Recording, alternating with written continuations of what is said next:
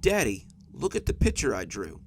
I put on my best appraising my son's artwork face and looked down at the picture he had drawn. I recoiled a little when I saw it, not really sure what to make of it. It was a baby head, like a baby doll, but no body was attached to it. The hair was gone, nothing but dots on the scalp, and the eyes were missing and staring openly.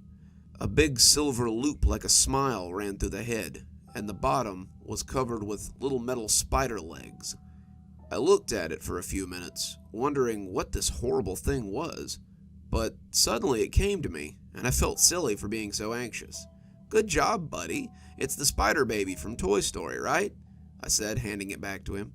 "No, Daddy, it's the monster that comes to my window at night." I sighed audibly. The monster had become a point of contention in our house as of late. Every night for the past 3 weeks, my son had woken up screaming because there was a monster outside his window. Ever since we had moved into our new house, it had been a regular nightly event, and I had almost started waking up before the screaming started. It never mattered how fast I ran, though. There was never anything there when I arrived. He was always sitting in his bed, pointing out the window and crying about a monster looking in at him. When we got home, he grabbed his tablet and began to watch Mickey Mouse Clubhouse, as he was wont to do after school. I made sure he was comfortable on the couch and not likely to run out the front door as I started washing dishes. Between the three of us, we usually make a fair amount of dishes. I was just finishing up when my wife came home, grimacing at the picture on the fridge as she came in. "That's an interesting piece of artwork," she said, kissing me on the cheek. "Apparently, that's the monster that's been waking him up every night," I said, making her frown as she sat at the table. "Ugh, the monster again. This has to stop. We have to do something." I shrugged, tossing the drying rag into the sink. "I wish I knew what. What if you spent the night in there tonight?" I looked dubiously at her. "What, like on the floor or something?" "No, you could sleep in the other bed in there." I always forget there are 2 beds in my son's room. They were bunk beds, one on the ground level and one on the top. One was supposed to be for guests, playmates, or cousins who wanted to spend the night. The other was for him. In reality, though, it was more of an excuse for my son to pick a bed to sleep in every night. He usually slept on the top bunk, sitting right beneath the window, but sometimes he liked to sleep on the smaller bed at the floor level. "Okay, I guess I'll spend the night in there.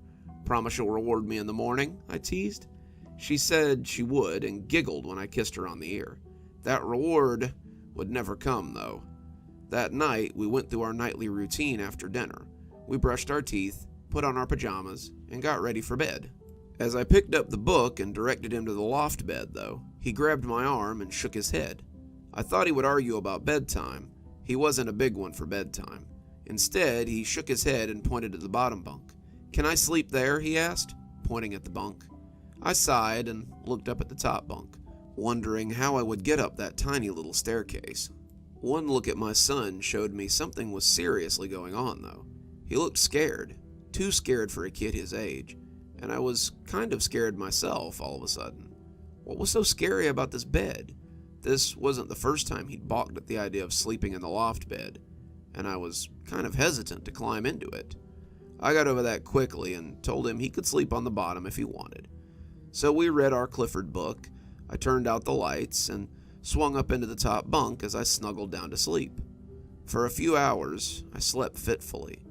I was awakened in the dark of the night by a light scratch at the window. It wasn't a loud scraping. It was soft, like something rubbing lightly against the glass as it attempted to get my attention. Maybe a fingernail, maybe a knife tip, but it was consistent in its efforts as it rubbed.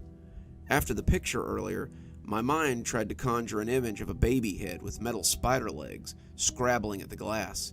In my dream, it dug perfect grooves into the window, like a jewel thief's tool in a movie, and it was making progress through the glass. The baby's head had a mouthful of metal teeth to go along with its legs. The teeth gnashed at the glass as the legs cut, and I could do little more than lay there and watch him cut through the transparent barrier. I woke up as he scuttled in, leaping at my face, its twisted metal teeth twinkling. When I woke up, I thought the dream hadn't quite ended. The scraping continued, that soft, whispery sound, and I opened my eyes and glanced at the window. I was covered up, a pillow over my head, and my eyes peeked from beneath the corner of the blanket. I was still half asleep, and as the crust broke away from my eyes, I thought I might still be dreaming. I saw the baby head, metal legs still scrabbling, pressing against the window. I lay still, watching the little creature bounce off the glass. Its scalp was a stubby patch of yanked out hair. Its one blue eye looked straight ahead, placidly, while the other yawned vacantly. The metal legs were bumping and rubbing, making scratching sounds against the glass. They didn't seem as dexterous as they had in my dream. The monster thing seemed like a Halloween decoration, something blown by the wind as it swung from a post. And as I watched it shake and spasm, I noticed the ring from the picture. That thick metal hoop ran through the head and connected it to a thick chain.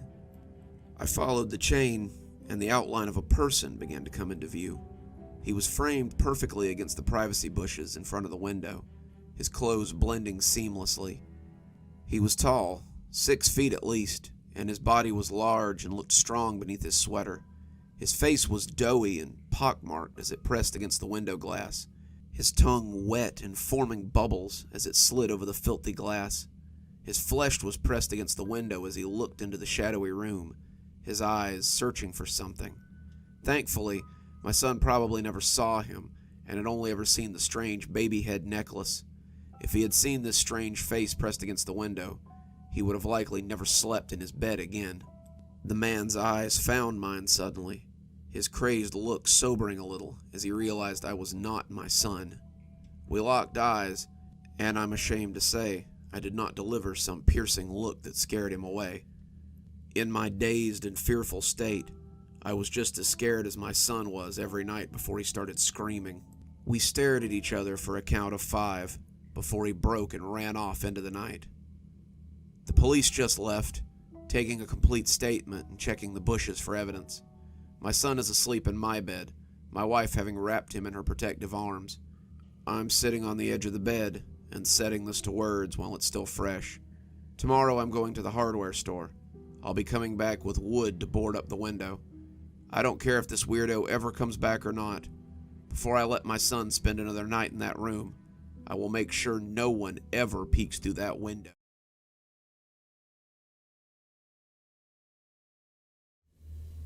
Have you ever had a dream, maybe a memory from your childhood, so vivid that it almost has to be real? I'm not sure if this actually happened or not, but I've dreamed about it for the last 2 weeks, and I'm terrified that it will never stop. Whenever I close my eyes, it begins again, and each time, it's more vivid than the last. This isn't normal for me. Most days I couldn't tell you what I had for breakfast this morning, much less every detail of the dreams I had last night. But I can tell you every single detail of this event as though it happened just a second ago. It's the most terrifying thing that I've ever seen in my 30 years of life. And if it doesn't stop soon, I don't know what I'll do. I was 8 years old when I knew what terror really was. Miss Winkler was teaching us math, her blackboard covered in numbers and mathematical symbols, when my hand came up, my chubby fingers tickling the sky in anticipation. She'd been trying to engage us for about 45 minutes, enticing slivers of answers out of kids who'd rather be playing outside or pretending to be Power Rangers. When my hand came up, she looked so hopeful. Maybe she thought she had finally reached a student, perhaps. Maybe she thought she'd finally had a breakthrough, and a student would begin to return her answers to her. When she called on me, I can still see the hopeful smile that stretched her painted lips as she said my name with great expectation. Unfortunately, I was about to break her heart. "Can I go to the bathroom, Miss Winkler?" I asked in my high, innocent voice. Her face fell, and as an adult, I can understand that disappointment. "Yes, take the hall pass when you go." The hall pass was a ruler with the word "hall pass" written on it in magic marker. It was smudged from many dirty hands, and as I took it up and left the room, my adult mind wondered how many other hands had touched it over the years. As a kid, all I had wondered about was whether or not I could use it as a convincing lightsaber. I suppose kids do have different priorities, don't they? I swished and buzzed it all the way to the bathroom, and as I came up to the squat little building, I felt nothing besides a need to pee. The brick building was large enough to hold 2 bathrooms, a boys' and a girls', and 4 students comfortably inside each. I remember it being cold and damp in the winter, but I thought it would be mercifully cool on this blistering summer day. As I pushed the door open, I felt cold air ruffle my hair. Today, though, something didn't feel quite right about this place. The darkness was oppressive, pervasive, and even as a child I could feel that something was different. I reached inside and groped for the light switch. My hand slid over the slimy walls but found nothing. I knew there should be a light switch here, but as I scrambled my hand over the moist tiles, I became more and more aware of how badly I needed to pee. I finally decided to just go use the stall in the dark, the dingy windows letting in enough light that I wouldn't be in complete darkness. The door swung shut behind me. I felt the air pull it closed very hard, and the sound echoed off the bathroom walls. The dingy windows showed me 2 urinals and 2 walled-off toilet stalls. I went into one of the stalls, always feeling more comfortable sitting down to use the bathroom, and got comfortable as my bladder began to empty itself. As I started to do my business, I became aware of the strange noise from the stall next to me. The stalls were made of concrete blocks, painted glossy white, but they were not entirely built into the floor. There was a small opening at the bottom, about a foot high, where you could see into the stall next door. As I sat in the greasy semi-light, I heard the sound like mud dripping onto the floor. Every 5 seconds, it would glop, glop, glop onto the floor. Underneath the sound was another, softer, wetter, heavy breathing that was so low it was almost inaudible. I had finished using the bathroom by this point, but the sound mesmerized me. I had never heard anything like it, and I was fascinated and terrified to see what made a sound like that. Slowly I bent down so I could look under the wall, too afraid to simply go open the stall and see what was in there. As my knees bent to the cold concrete and my hands splayed over the rough floor, I brought my eyes down to peek and saw something that I will never forget. If it was dingy dark in my stall, then it was nearly pitch black in the other. As my eyes adjusted, I could see something on the other side that looked like nothing so much as rippling mud or swaying pudding. It was a mass, a wiggling mass of something that nearly blocked out the entire opening. As I watched, it rippled and shook endlessly as the sound of wet, labored breathing only got louder. Before long, it was more than background noise. It covered the dripping gloop with its damp and difficult chorus. I couldn't look away. I couldn't drag myself away from it until something round and angry floated through the muck and seemed to see me seeing it. It was an eye. I was up in a heartbeat, legs drawn up to my chest as I sat on the toilet and clutched myself. I held the ruler to my chest like a makeshift weapon and tried to silence my growing terror as the breathing became growly and agitated. The door burst open on the other stall, and I thanked my lucky stars that I had remembered to lock the door to my own cubicle before starting my business. Whatever was on the other side banged against the door. It sounded like waves crashing against a levee, and all I could do was cower and try not to scream, worried it might excite the creature and push it to further violence. It slammed in again and again, and as it did, I almost thought I could feel flecks of whatever it was made of slapping off and splatting on the ceiling and floor. It battered the door mercilessly, and to my horror, I could see the simple slide lock joggling and shuddering under every blow. The sound it made was like a mudslide, like mud pushing its way through a hallway during a flood, and I just knew that any minute it would break the door and cover me. Then it stopped. Whatever it was gave one final slap against the door, and then rumbled off out of the bathroom. I sat petrified, unable to move for nearly 5 minutes before I finally found myself able to control my shaking legs. It was gone. Whatever it was gone, but I wanted it to be gone and well gone before I decided to come out. The lock didn't want to open, but it popped open after a few hard slaps with my hand. The door creaked outward on warped hinges, and I could tell that the cubicle door was definitely going to need replacing.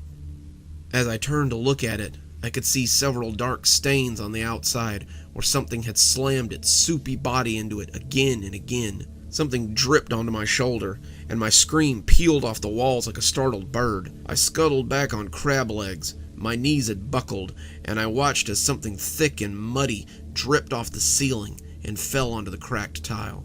I looked up to see a dozen or more little stalagmites, or maybe they were stalactites, hanging from the ceiling.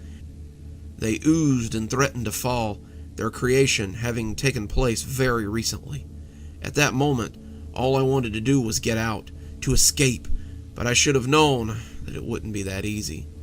When I pushed the door open, it didn't swing out onto the yellowing grass of my school sports field, but onto a shadowy hellscape of swirling lights and acrid smells. My child's mind didn't understand everything, didn't even understand some of the things, but it did understand that there were many moving mountains out there that made the one in the bathroom look like an anthill. The smaller ones congregated around towering fires, the dusty brown earth scraped shiny by their passing, and around them seemed to grind mountains that towered up into the greasy sky. Their tops were illuminated by infrequent forks of lightning. I could see towering rock sentinels made of ever-flowing viscous earth. It was too much. I closed the door and crumpled into a corner between the dripping sink and the wall. I made myself as small as possible. I felt as a bug must feel when it's surrounded by humans, and as my mind tried to process what I had seen, I seemed on the verge of breaking. How could I process something so big without going insane? The smallest of them had been barely able to be contained by this building. The largest of them could have destroyed this building without thinking. My mind could not fathom the sheer size of them, the knowledge of these moving mountains, so I did the only thing I could to keep myself from going insane. I put myself to sleep. The janitor found me there, and when he touched my shoulder, he said I fought and screamed like a cornered animal. He didn't mind, though. He was glad he had found me. It was night when he took me out of the little toilet building, and he had to be very firm with me to get me to go outside into the gloom. I was afraid it was a trick. The dark reminded me of the greasy blackness of that place, and it wasn't until my mother saw us coming out and ran to me that I knew I was back where I belonged. They took me to the principal's office. My dad, my teacher, the principal, the police officers, they were all waiting there for me. My dad hugged me, folding me into his warm embrace, and my teachers and principals asked me where I had been. When the janitor said he had found me in the toilet, my teacher seemed confused, and the police seemed aggravated. "You said you searched the entire school," said the principal, not just to my teacher, but also to the police officers. "We did. We even brought the dogs in. There's no way that kid's been in the bathroom for 2 days. My face must have shown how confused I was as I tried my best to follow the explanation. They told me I'd been missing for 2 days. The school had been searched, a Code Adam had been ongoing, and they had searched every place I liked and every friend's house I'd ever been to. I tried to tell them about the monsters, about the weird world full of giant things, but they just shook their heads and said I must have been hiding this whole time. I think my parents were just happy that I was safe, and the principal didn't punish me, even though I sensed that he really wanted to. I think my teacher believed me when I told her I wasn't hiding, holding the hall pass out to her in a shaky hand. She knew I was a good kid, and didn't usually cause more than the average 8-year-old's amount of trouble. She quit the next year, and I was removed from her class at my parents' request. When she saw me in the halls after that, I could swear that she looked almost sad to see me. I haven't thought about that place in years. After it happened, my parents took me to see a psychiatrist, and she helped me put it out of my mind. I would only remember it sometimes in the dark hours of the night, but it was gone just as quickly, even though it comes back in vivid detail, and I don't know how much longer I can handle it. I see the mountains moving as I stand in the doorway of that bathroom. I know that they will end me if they see me. I know that if they see a way to our world, they will end all of us, and I'm afraid of what I'll see the next time I open that door.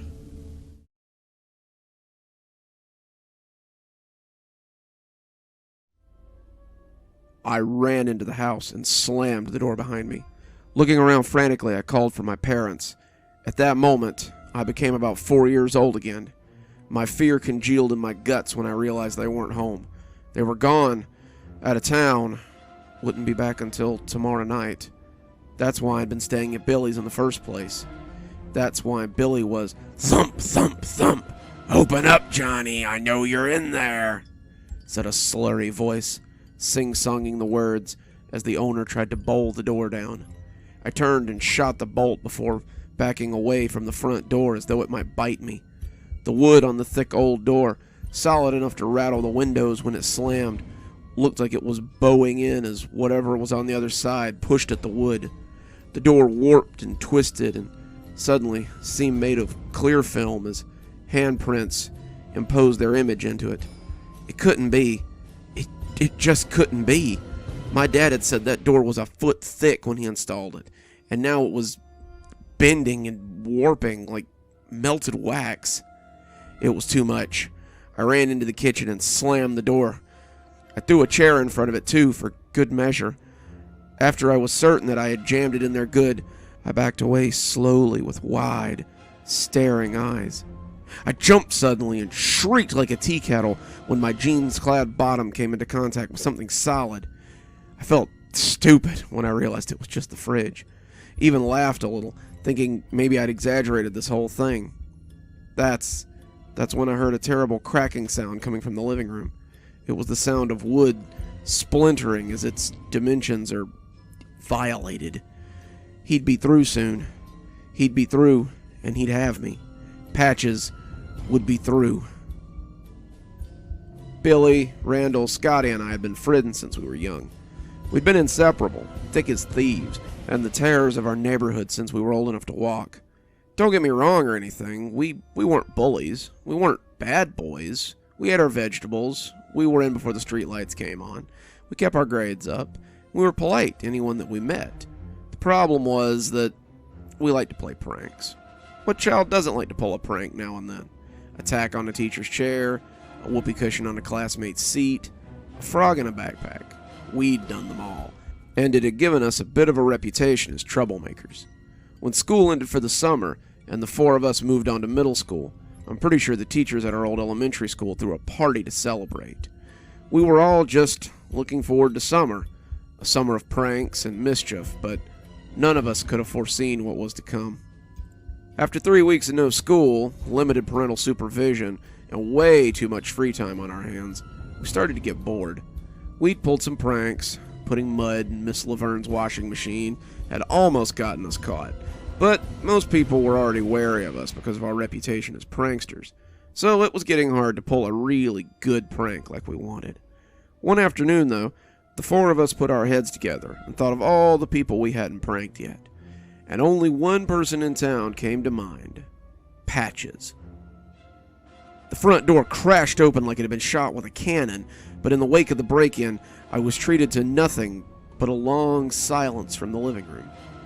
No footsteps headed towards the kitchen, no slurry voice trying to call me out. Just a long, uncomfortable silence as I sat with my back against the solid old refrigerator and waited to see what would happen. I counted in my head: 1, 2, 3, and when I got to 100, I worked my way up to my feet and took a hesitant step towards the kitchen door. That's when the knob started to turn frantically. It turned left, then right, then left again, and someone pushed against it and swore loudly when the chair stopped it from opening. He slammed against the lame barricade, and I saw one of his bloodshot eyes peek through the crack as it trained onto me. The eye went wide in mirth, and I heard the slurry voice call my name again. He rattled at the door a few more times before opening it as far as he could so I could hear him. "Johnny! Johnny, Johnny, Johnny! Don't you want to see what you did to your old pal Patches? Don't you want to see what you and your friends did to me? Maybe when I'm through this door," he slammed his weight against it again, "I'll give you a taste of what I gave the others. Billy squealed like a little girl when I twisted his fat head right off his shoulders." He screamed through the door as he put his whole weight into the hit, and the legs of the chair started bucking as it got ready to give. I didn't wait to see what would happen. I tore up the stairs as fast as I could, taking the little staircase in the kitchen. Just as my feet touched the bottom step, I heard the door crash open, and I put on a burst of speed. As I hit the halfway point, something grabbed my ankle, and I fell hard onto the rough wooden steps. I bit my tongue on the way down and felt my lips split as I hit the stairs. One look at what stood at the bottom, though, and both of those pains were nothing. His hand was wrapped in the same threadbare mittens he'd worn in life, and it clutched my ankle as it looked like his arm stretched from his body, so it hung halfway down the stairs behind him like a fire hose. Patches stood at the bottom of the stairs, dressed in his soiled, cast-off clothes, and grinned his gap-toothed smile, which had become decidedly moldy in death. He started pulling on me as I struggled to get back to my feet. Patches was a tramp, a sort of city pet, and the residents thought he gave our town a colorful appearance. They'd all grown up with Mayberry and Mayfield.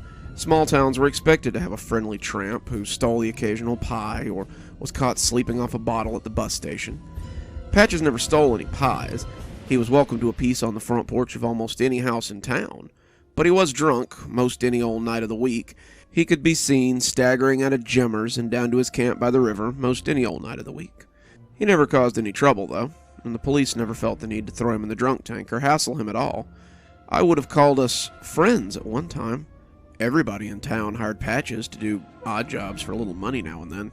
He had a rusty old push mower that he'd used to cut people's grass with, and he claimed he'd been a handyman of some sort before the war. He had enough skill with tools to back it up, so most any afternoon he could be seen cutting grass or shoveling snow or fixing something for a few dollars to feed and medicate himself. Medicating is what Dad called it when Patches got drunk. Patches had laughed when I told him so.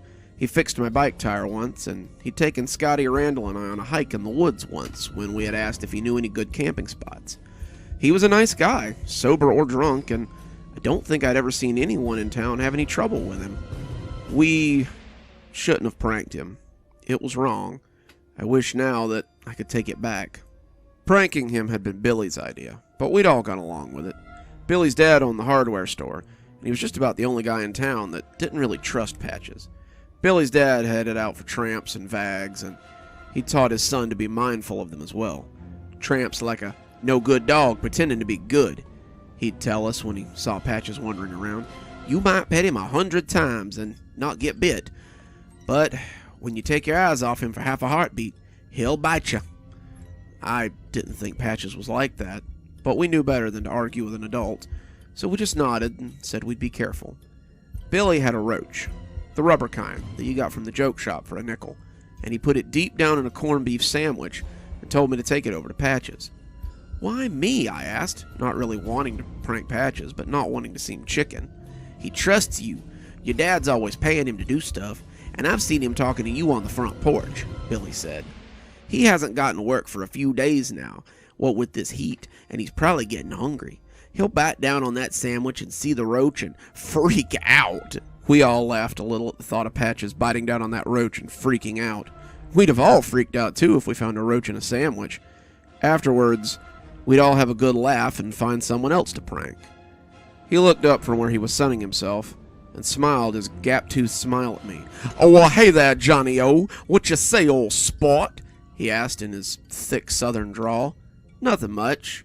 My mom packed me a corned beef sandwich for lunch, but I'm not really a big fan of corned beef. I thought you might like it." I held the sandwich out to him and tried my best not to smile. Patches took the bait at once. "Oh, well, say there, that's mighty fine of you, old sport. Been here a day and a half since I had me any victuals."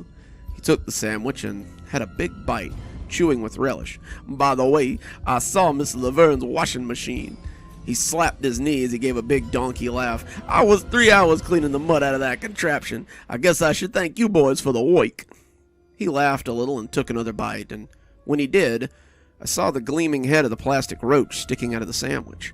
I started to point it out, but he kept right on laughing and telling me about the muddy washing machine and how hard it had been to get all the mud out of it. Apparently, he'd had to remove the drum and rinse it in the yard and then put the whole contraption back together. When he'd finished, and it was time to get paid, he took another bite and said through a mouthful of corned beef, "You know that old skinflint only gave me $1 for all that work. She tells me not to spend it all in one place." He brayed more laughter, but as he went to bite again, something happened. He wheezed a bit, his throat working to swallow the load of corned beef, and I realized with horror that he'd swallowed the plastic roach, too. The mat of corned beef and the hard plastic roach were stuck in his throat, and as he coughed and gasped, I realized he was choking. Billy, Randall, and Scotty broke cover and ran over to see what had happened, but by then it was already too late. He had melted to his knees in the dirt, coughing his life out as the wad of half-chewed food hung like plaster in his throat. All the backslapping in the world wouldn't do anything for him. We sent Scotty and Randall to call an ambulance, but Patches was dead before they even left the riverside. His face was a dark purple color at the end as he clawed at his throat. Billy and I clapped him on the back again and again, but we might as well have been slapping a tree trunk. If you've never seen a man choke to death, then you may not know what it looks like, but I'm here to tell you that it's not as clean as it looks on TV. Patches hacked and coughed, tried to bring it up, clawed at his throat until his skin bled, and then, finally, he gave both of us a final look and pitched over onto his face, a look of terror and confusion stamped there forever. The hand gripped my ankle, and I could feel his fingers trying to twist it through the shoe. Maybe he meant to break it.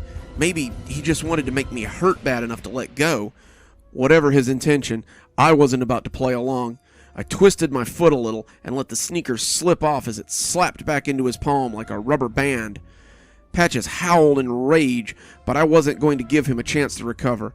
I sprinted up the stairs and slammed my door closed behind me. I shot the lock and pushed the desk in front of the door as I thought about how best to escape. I needed to get out.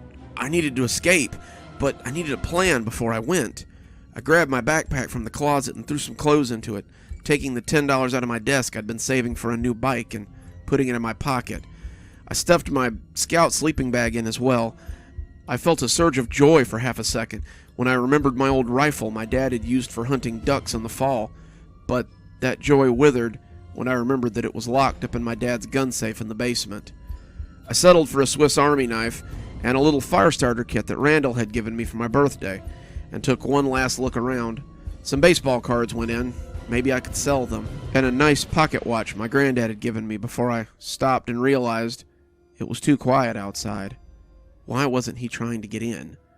I put my hiking boots on and stuffed some socks into the bag before I slung it on and looked at the window. It would be a long drop to the ground, but I could hang off the kitchen roof and maybe not break my ankle if I was careful. My eyes flicked back to the door, and for a moment, I felt the urge to fling it open and confront my attacker head on. The suicidal urge passed quickly, though, and I crept over to the door and laid my ear against it instead, trying to hear what might be going on the other side. The bang from the other side made me jump back in fright, and Patches laughed his donkey bray. "Ha ha ha ha! Come out, Johnny! There's no escape now!" The ambulance had come, and the paramedics had pronounced him DRT, dead right there. Warner Mads, the fat volunteer firefighter who was on paramedic duty that day, had laughed when he said it, but none of the rest of us found it very funny. We all watched them put him on the stretcher and cover him with a sheet before they slid him into the covered truck they used as an ambulance and took him to Porter's mortuary. We spent the next week in a state of pure dread. "What if they find that roach in his throat?" Randall would say as we tried to get back to normal. "What if they cut him open and find it, and they decide that we killed him?" Billy punched him in the arm after we had all ignored him for about the 1,000th time. "So what if they do? It's not like we meant to kill him. We just wanted to prank him, that's all." "But what?" Randall started, but Billy punched him again, and Randall knocked off so he could rub at his arm. "Shut up, Randy. If you keep talking about it, then someone's going to start asking questions. Why don't you guys come stay over at my house? My dad's working the late shift, and Johnny's parents are out of town, so he's staying with me anyway. We can have a sleepover and forget all about this crap." We all agreed that sounded like fun, and when the sun set Friday night, we were all sitting around a camp lantern in Billy's room telling scary stories. Billy had wanted a fire, but his dad had absolutely forbidden it, and so the best we could hope for was the small lantern on the floor of his room. His mom had gone to bed shortly after dinner, saying how tired she was, and we'd been left to our own devices for hours. We'd played games, watched a little TV in the living room, and raided the kitchen for snacks before finally deciding that it was time for the traditional scary stories. Billy got to tell the first one since it was his house, and he told us about an escaped asylum patient who'd killed the previous owner of this very house. He claimed that on quiet nights you could still hear them begging for their lives, and the almost inaudible sound of a man dragging his knife along the wall as he hunted for the last of the children in the house. Randy got pretty scared, but that was far from new. After Patches, he seemed to be scared by most everything. Thinking of Patches made me think of a story of my own to tell, but I hesitated and let Scotty go first. Scotty told a story about a skinned dog who killed a bunch of boys on a camping trip, and even though a skinned dog with bones poking out and his jaws full of slobber sounded a little scary, it was pretty stupid all told. When one of the boys managed to kill it and discovered that there was a whole pack of them that then ripped him to shreds, we all rolled our eyes and threw our pillows at him. He laughed and threw his back, and one pillow fight later, Billy asked if I had a story. I do, actually, but it's not really a story. I thought I saw Patches the other day. Everyone went quiet. Randall looked like a goose had walked over his grave. Scotty sucked air through his teeth, and Billy punched me in the arm in a less than playful way. That ain't funny, man. That ain't funny a little bit. But I told him I wasn't joking. I'd seen him on and off for days since his death. Pressed up against the glass of the grocery store, his gap teeth covered in mold and his face a purple and red patchwork. At his old camp when my dad and I drove past, and even when I didn't see him, I could swear I smelled the odor of peppermint candy and rock gut whiskey, the smells of Patches. But last night was the worst yet. I woke up all of a sudden and there was someone standing at the end of my bed. I thought it might be my dad, checking up on me, and then I smelled the peppermint and the sweet smell of alcohol, and I knew who it was. I didn't say anything, but he smiled at me from the foot of my bed, and his mossy teeth glinted in the moonlight. "That was a rotten trick, Johnny," he whispered, and his voice was hoarse and cracking. "Maybe I'll come play a trick on you boys sometime. See how you like it. Sleep tight then." Then I blinked, and he was just gone. They all sat there gape-mouthed for a heartbeat or two, and then Randall started laughing. It wasn't real laughter, not really, but the crazy, jagged laughter that people make when they're scared and they don't know what else to do. He reached out and grabbed a big handful of popcorn and said, "Good one, Johnny," as he stuffed it into his mouth and kept laughing. The laughs turned into gasps, though, as he started to choke on the popcorn. The three of us got up, wanting to stop him before he choked to death, but as he knelt hacking, we could see his hands clawing not at his throat, but at the black-gloved hands wrapped around his neck.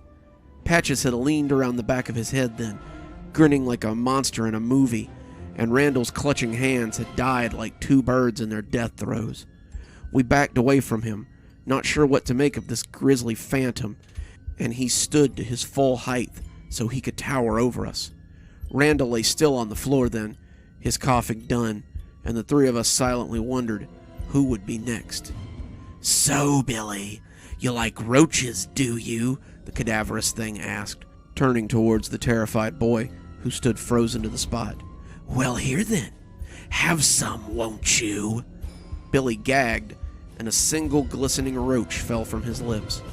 He stared at it dumbly before he retched, and a cascade of them pattered to the floor and scattered like roaches.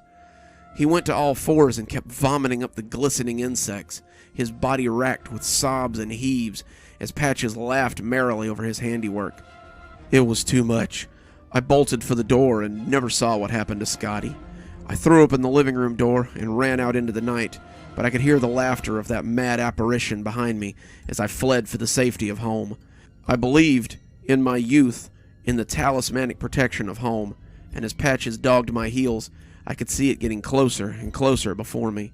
I found my keys and rammed them into the lock, and as the door closed behind me, I was certain I was safe. Sitting in my room now, I realized I would never be safe again. Sitting on my sleeping bag and writing this down, I realized I haven't been safe for the last 20 years. I fled that night with my backpack and my fear, and God forgive me, I never looked back. I later found out that the deaths of my 3 friends were the talk of the small town, and many believed that I had been abducted by whoever had done the killing. I used the money I had to get as far away as I could from my hometown, and when it was gone, I worked for men who would hire a boy my age to do a day's work. This was 1974, so there were kids on the run all over, and one more didn't really strike much interest. When I couldn't work, I begged, and when I found someone willing to take me in for a few days, I stayed. Eventually, though, I would have to move on again or risk being caught in the shadow of Patches. Patches didn't stay in my hometown after all. No matter where I went, I would see him somewhere eventually, reflected in the window of a store, half hidden in an alley between two buildings. Sometimes I'd smell that sickly sweet smell of him and know it was time to get a move on. I took up the bottle early, and as I got older, came to realize that in my own sad way, I had become Patches. I'd become a living monument to the man I had killed on accident, and I suppose I was just looking for a place like my hometown where I could feel safe. I guess I found it now.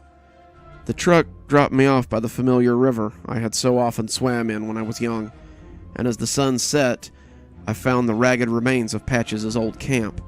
The town has changed, as I knew it would, and the attendant at the corner store gave me a dirty look as I used my last $5 to pick up a bottle of Irish Rose whiskey. I didn't care. By tomorrow, I'd just be another curiosity piece in the local paper. Homeless man found murdered by the river, it would likely say. And after 20 years of running, I guess that's not too bad. The bottle's half gone now. So was the sun, as I sit here making my final notes. I'm sitting in the spot where his camp used to be, and the sounds of the river, the frogs, and the crickets just tuning up behind me, are almost soothing as I wait for my death to come. He'll find me now, I'm sure of it, and after all this time, it's almost a relief. A shadow has fallen over me, and a familiar voice asks, "You gonna finish that bottle, Johnny?" I looked up into the unchanging face of horror. I hand it up to him and smile. Guess not.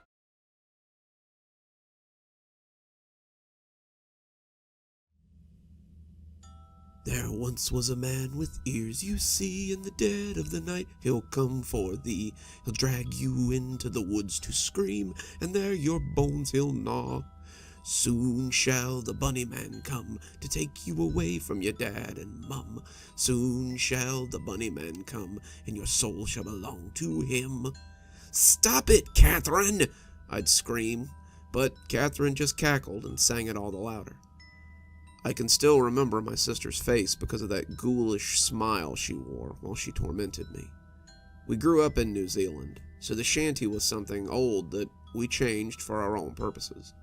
Many of the kids sang it, but my sister was the first to adopt it into something different from the original. A few kids had added some creative lyrics to the original song, usually something about farty men or something, but Catherine had turned it into a song about the bunny man. She was forbidden from singing it at school. By our parents and teachers, and she took it as an excuse to sing it for me at every opportunity. It was usually sung low, under her breath, so my parents couldn't hear it, so she could deny it when I began crying about it. It was in poor taste anyway. The bunny man may have been an urban legend, but the man going around kidnapping children was very real. That summer, 13 children had gone missing in the city we lived in. All of them were from poor families like ours, who lived in tenement buildings, much like ours. They always disappeared in the middle of the night after being lured out of their houses, and there was always some sign left behind that tied them together. Whether it was spray painted on their door, the fence behind their house, or the sides of the building they lived in, the calling card was always left in plain white spray paint for the police to find. A white rabbit head in a white circle, the sign of the bunny man. My sister had started humming the little shanty after the 7th kid had gone missing. I had heard her in her room, working through the lyrics as we did homework. She would hum them to herself in a distracted way that people often do while they're trying to figure something out. As she scratched away at the math problem, she would argue with herself and make corrections to the grisly little shanty she was constructing. I would shudder to myself as I heard what she was writing, and I think I might have become her horrified little barometer. The more I shuddered, the more lyrics I heard that stayed in place. By the time school started again in August, her shanty had taken form, and she began her reign of terror. Catherine and I were 2 years apart. I had started 6th grade, and she had started 8th, and she seemed to delight in terrorizing the other girls in my class with her Bunny Man song. She would walk behind groups of students, humming the tune at first as they walked from class or to lunch. Then she would begin singing the words to herself, low at first, building volume, until a few of them started to hear what she was singing and become noticeably upset. Then she would run up behind the group, caterwauling the last verse as she sent them screaming and running in all directions. That's how she had earned herself a suspension from school and a grounding from our parents. That's why she was home that night, the night of December 15th, the night the Bunny Man did indeed come. We were both grounded that night, actually. My sister was grounded after being suspended from school for her Bunny Man shenanigans, but she didn't much care. She was happy to put off schoolwork and watch TV all day and suffer the wrath of our parents. I, however, was grounded for encouraging these antics by saying I had seen the Bunny Man. It wasn't a joke, though. I wasn't trying to encourage Catherine in her bad behavior.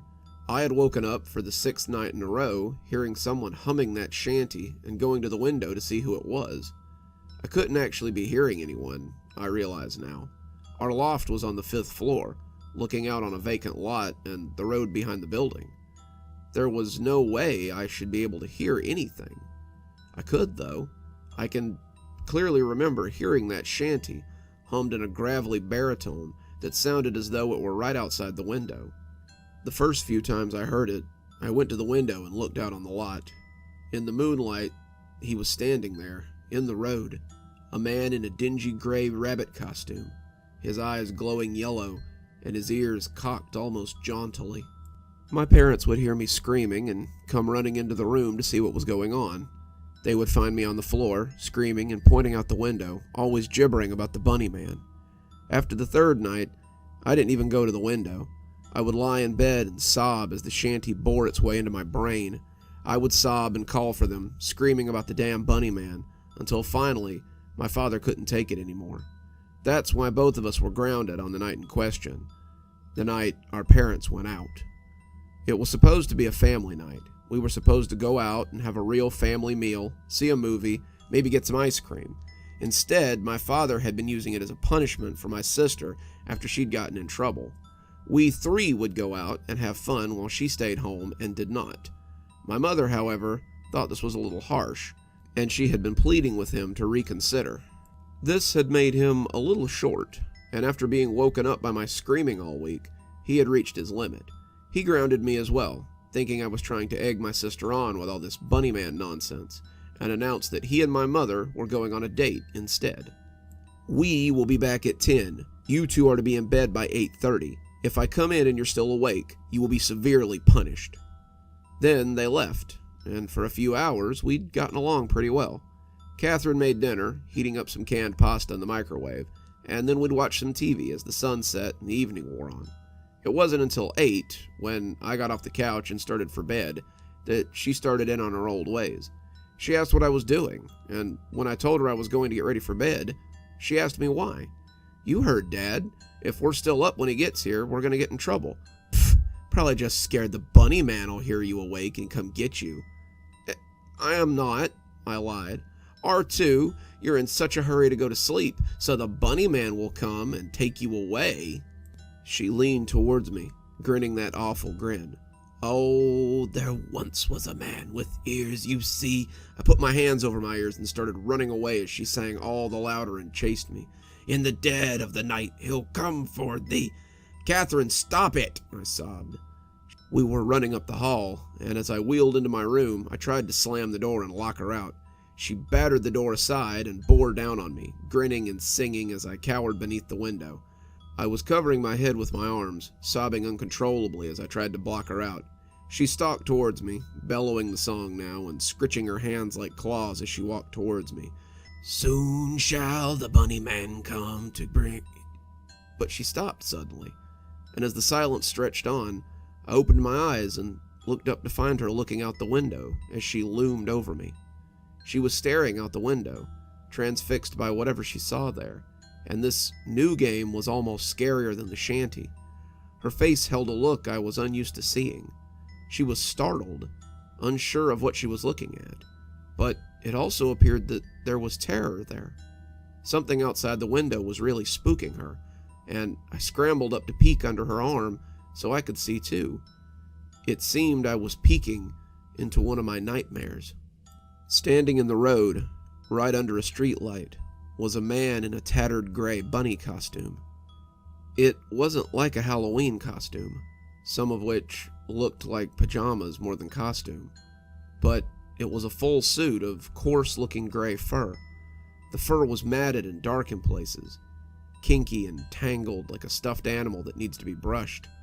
The head was obscured by a black hood, some kind of costume hood that just slid over the head, and the face was a flat black nothing as it stared at our building. No, not at our building, as it stared at us. On top of the hood, someone had stapled a pair of thin, emaciated gray rabbit ears, one of which bent at an almost jaunty angle. He stood on the street and stared up at us, my sister and I frozen in terror at the sight of the legendary Bunny Man. All at once, I heard a gruff, tuneless humming from the street that sounded startlingly like Catherine's shanty. He had no words to go along with it. He only hummed and stared, and I think we both felt an almost magnetic desire to stare back at him. It was like the scene in a scary movie where the monster's out in the open, and you pray that none of the characters are stupid enough to go confront him. In your heart, though, you know that one of them is. Catherine, it appeared, was that one. I caught her by the arm as she turned from the window. She looked back at me, her face full of confused anger and unsure deliberation. She was clearly at odds with herself, and my sister was not someone who was used to being unsure of her actions. She was a brat, and she was a terror, but I had always kind of believed that everything she did was a calculated course of risk and reward. This was something else, though. This was her acting against her will. After all, she had sung about the Bunny Man coming for others, and now it appeared he had come for her instead. She jerked her hand away and left the room. When I heard the front door open and close, I moved back to the window, waiting for her to appear. The Bunny Man went right on humming, right on watching, as though he was trying to call me as well. I felt the pull. Really, I did, but my fear kept me rooted to the spot. I clutched the windowsill tightly, the paint chipping a little as my fingers gripped it, and I would find splinters under my nails the next day, though I didn't notice them at the time. Then, she appeared in the backyard, walking like a sleepwalker, and going to him as she vaulted the chain-link fence between the yards and the road. He reached for her, and now I could hear both of them humming that hateful song and staring up at me. It filled my head like a hive of bees, and I knelt my head against the glass as I prayed that it would stop. There would be no way I could resist if they both sang, and I could feel the pull as they tried to drag me out the door as well. After about 60 seconds of them humming and staring, she took his hand, and the two of them disappeared up the road. My parents came home 3 hours later to find me curled up on the floor of my bedroom, sobbing and gibbering as I rocked and mumbled about the Bunny Man. They searched the house, thinking that my sister had gone too far. She had finally scared me too much, and now she was going to have to answer for it. As my mother sat with me, trying to console me, my father tore up the house looking for Catherine. He clearly expected her to be hiding somewhere inside, probably running when she heard the front door open. When he couldn't find her inside, he went looking for her at her friends' houses. Their parents told him, often grumpily, that they hadn't seen Catherine, but they would call if they did. He got worried, going to look up and down the street for her, expecting her to be hidden somewhere in fear of retribution. All the while, Mom tried to calm me down and get a straight answer out of me. After about an hour, I started talking about the Bunny Man and how he had come to get us, how Catherine had left with him. She started to get angry, telling me that she was tired of hearing about the damn Bunny Man. However, when I refused to deviate from my story, she started to take me a little more seriously. The police were called, the neighborhood was searched, people were questioned, and the woods were combed for the next week and a half. No sign was ever found of my sister, or the Bunny Man. No sign was ever found of any of the children abducted by the Bunny Man that year. That was 15 years ago now. The Bunny Man took only one more child that year, a 7-year-old, on Christmas Eve, and then was never seen again. They never found the remains of any of the children he kidnapped, and no one was ever arrested in connection with the kidnappings. There was never any bunny suit found or a murder weapon discovered in the woods. Whoever was doing this had just stopped. I'm 27 now. My own daughter is 8. Her dad's not really in the picture, which leaves a lot of time for just us. I was getting ready for bed one night, Emily playing in her room before bedtime, when I heard something that made me stop dead in my tracks. The tune, a familiar tune that everyone in town knows, crept up the hallway. The tune wasn't what stopped me, though. It was the lyrics that made me shiver. The words she sang transported me back in time, and suddenly I was 12 years old again, watching my older sister creep towards me as she sang the same hateful words. However, the voice that sang them was childish, lilting the words with no more care than she would have had for any other nursery rhyme. There once was a man with ears, you see, in the dead of the night he'll come for thee. He'll drag you into the woods so green, and there your bones he'll gnaw. Soon shall the Bunny Man come to take you away from your dad and mum. Soon shall the Bunny Man come, and your soul shall belong to him. I peeked around the corner of the doorframe and saw her on the floor playing with blocks, oblivious to what she was singing. Emily, where did you hear that song? She got up and walked to her bed, giggling as she crawled under the covers. From the funny lady. What funny lady? I asked, bending to tuck her in, but finding my hands incapable. She comes and sings at night sometimes, after you go to sleep. I'll wake you up so you can hear her next time. When I go to the window, she's standing on the street. She has ears on top of her hood, Mommy. Isn't that silly? I told her it was very silly, but I didn't feel like laughing in the least bit. Emily's in my bed now, sleeping soundly as I pin this warning to anyone whose children have heard this song too. I'm afraid it's not an urban legend. It's not a hoax. The Bunny Man is real, and it seems that he's not alone anymore. He's coming for our children again, and I, for one, don't mean to lose my daughter to this creep or his children. As I lay here writing, I can almost hear it on the breeze, as if someone's singing it outside my window. Emily is stirring in her sleep. It appears it may not just have been in my head. I fear it may already be too late.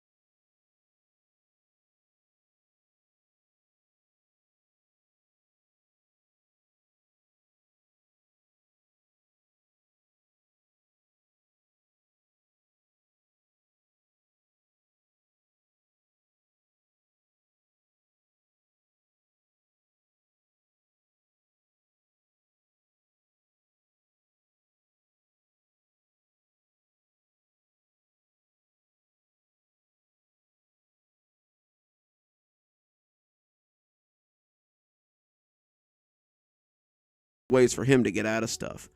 Corn man will come into your house if he smells garbage. Better take it out before he smells it. I heard Corn man comes to take away messy kids.